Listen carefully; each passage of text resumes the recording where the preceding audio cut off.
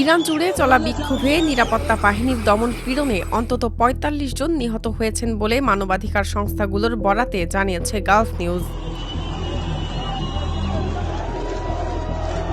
রাজধানী তেহরান ছাড়াও কোম, ইস্পাহান, বন্দর আব্বাস ও বোচ নুর্দ শহরে বড় ধরনের বিক্ষোভ ছড়িয়ে পড়েছে। সামাজিক যোগাযোগ মাধ্যম এক্সে ছড়িয়ে পড়া একটি ভিডিওতে দেখা গেছে ইরানের মধ্যাঞ্চলীয় শহর ইস্পাহানে রাষ্ট্রীয় টেলিভিশন ভবনে আগুন দিয়েছে বিক্ষোভকারীরা। তবে দেশটিতে ইন্টারনেট বন্ধ রাখা ও সংবাদ মাধ্যম নিয়ন্ত্রণ করায় সংঘাতের তথ্যের সত্যতা যাচাই করা যায়নি। এদিকে ইরানের বর্তমান পরিস্থিতি নিয়ে তেহরান ও ওয়াশিংটনের মধ্যে নতুন করে উত্তেজনা দেখা দিয়েছে।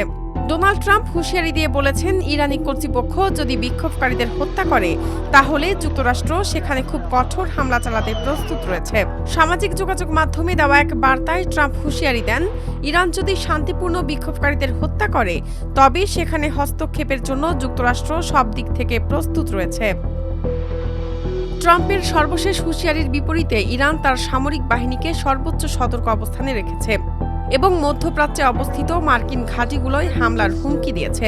তেহরান বলেছে তারা পাল্টা জবাব দেওয়ার ক্ষেত্রে কোনো সীমাবদ্ধতা রাখবে না এবং আগে হামলার শিকার হওয়া পর্যন্ত অপেক্ষা করবে না। তেহরান জানিয়েছে যে কোনো হামলার বিপরীতে তারা কঠোর জবাব দেবে।